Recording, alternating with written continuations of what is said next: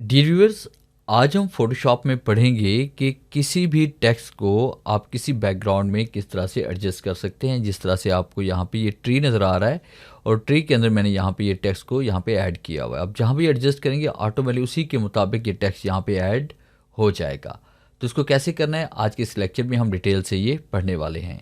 Welcome to Falcon Computer Academy, मैं हूँ केवल वीजे। तो स्टार्ट करते हैं आज का लेक्चर।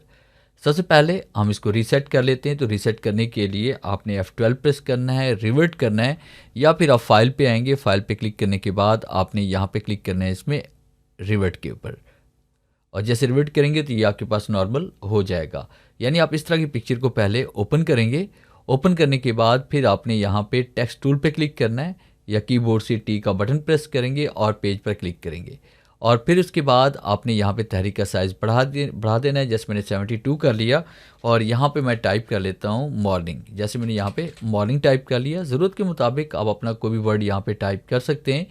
पिक टूल पे क्लिक करते हैं और यहाँ पे सेंटर में क्लिक करते हुए इसका साइज़ हम इस तरह से बढ़ा देंगे ज़रूरत के मुताबिक।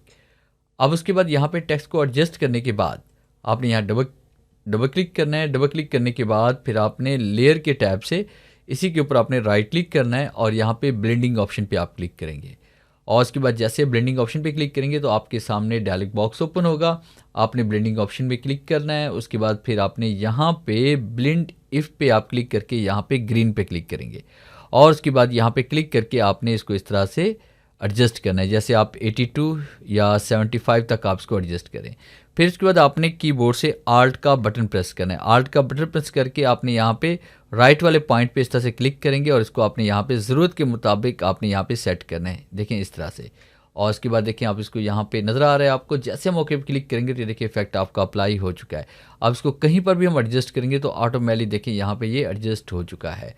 और उसके अलावा जब भी डबल क्लिक करके हम इसके ऊपर कोई भी टेक्स्ट राइट करेंगे, जिस तरह मैंने यहाँ पे टाइप कर लिया फाल्कन, और फाल्कन टाइप करने के बाद देखिए फाल्कन ऑटोमेटिकली उसी तरह से यहाँ पे राइट हुआ और उसी तरह से यहाँ पे एडजस्ट भी हो चुका है। यहाँ पे क्लिक करके आप इसका साइज़ वगैरह भी चेंज कर सकते हैं ज़रूरत के मुताबिक। तो ये था मेरा आज का लेक्चर, जिसमें मैंने आपको पढ़ाया कि आप किसी भी ऑब्जेक्ट में आप कोई भी टेक्स्ट किस तरह से एडजस्ट कर सकते हैं। उम्मीद है आज के इस लेक्चर में ज़रूर कुछ नया सीखने को मिला होगा। वीडियो अच्छी लगी है तो इसे लाइक कीजिए और अपने दोस्तों के साथ शेयर कीजिए। मिलते हैं हम नेक्स्ट लेक्चर में, तब तक के लिए गुड बाय।